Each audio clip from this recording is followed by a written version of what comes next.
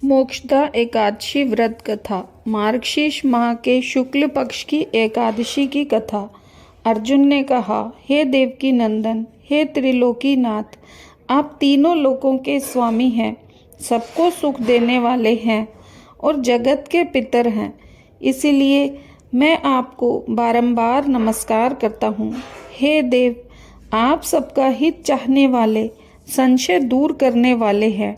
कृपया ये बताएं कि इस माह के शुक्ल पक्ष की एकादशी का क्या नाम है, उसके देव कौन हैं और उनकी किस प्रकार पूजा अर्चना की जाती है। आपकी विशेष कृपा होगी यदि आप मेरा संशय दूर करेंगे। देवकी नंदन बोले, हे अर्जुन, तुमने अत्यंत उत्तम प्रश्न किया है, इसलिए तुम्हारा यश संसार में फैलेगा। तुम ध्यानपूर्वक सुनो। ये एकादशी अनेक पापों को समाप्त कर देती है और ये मोक्षदा के नाम से जानी जाती है।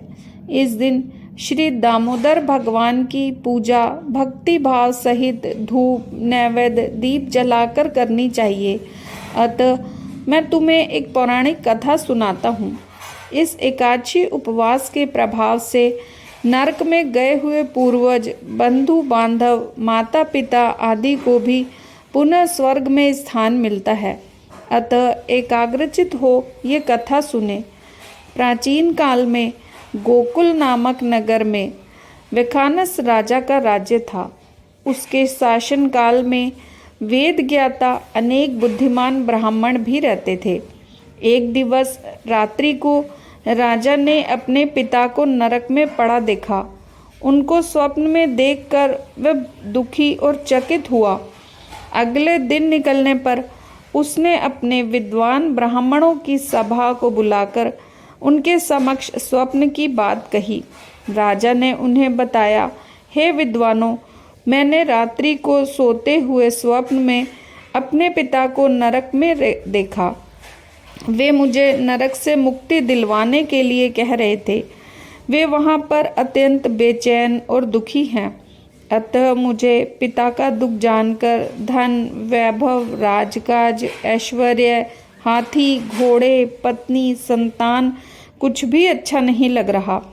अतः मेरे पिता को नरक से मुक्ति का कोई उपाय बताइए। मेरा शरीर तप रहा है। मुझे पिता की मुक्ति के लिए जो भी जप तप दान नियम व्रत आदि करना हो वे कहें, देर न करें। राजा की बात सुनकर वे विद्वान ब्राह्मण बोले, हे नरेश, यहाँ से कुछ दूर पर्वत ऋषि का आश्रम है। वे भूत भविष्य वर्तमान के ज्ञाता हैं। अतः हमें वहाँ जाकर इस दुख के निवारण का कारण जानना चाहिए।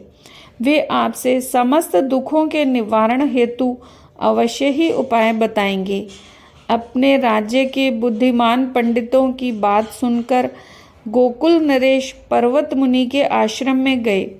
वहाँ पर राजा ने और अनेक ऋषियों को भी तपस्या में लीन देखा।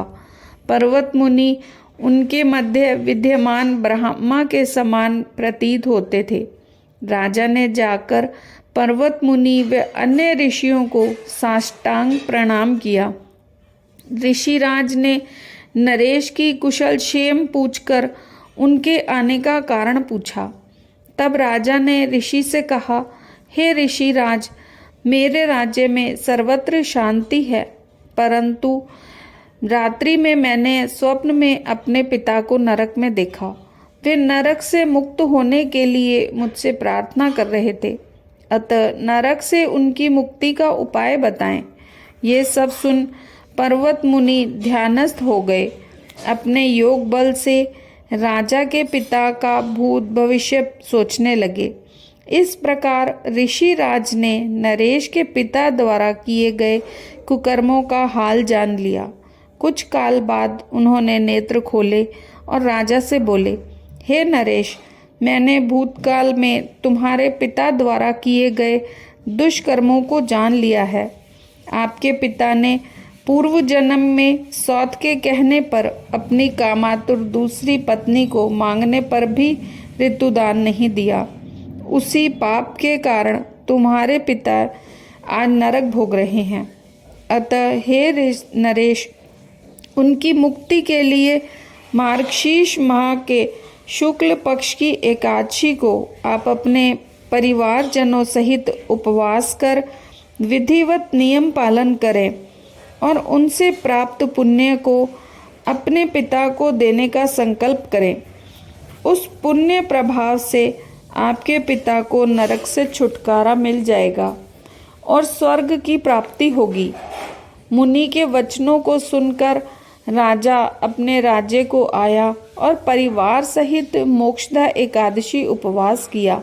उस उपवास के पुण्य को राजा ने अपने पिता को दिया, अर्थात संकल्प छोड़ दिया।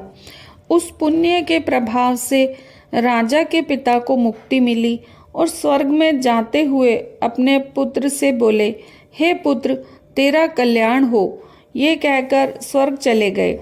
अतः मार्गशीर्ष माह के शुक्ल पक्ष की एकादशी, जो कि मोक्षदा एकादशी कहलाती है, को जो नियम एवं विधि पूर्वक एकादशी व्रत को संपन्न करता है, वह सारे पापों से मुक्त हो इस संसार में अनंत सुख भोगता हुआ मरणोपरांत विष्णु धाम को जाता है। इस व्रत से बढ़कर अन्य कोई और उपवास मोक्ष प्राप्ति में सहायक नहीं हो सकता। इस कथा को पढ़ने एवं सुनने से वाजपेयी यज्ञ के समान फल की प्राप्ति होती है। ये उपवास चिंतामणि के समान एवं मोक्षदायक होता है। जय श्री हरि विष्णु।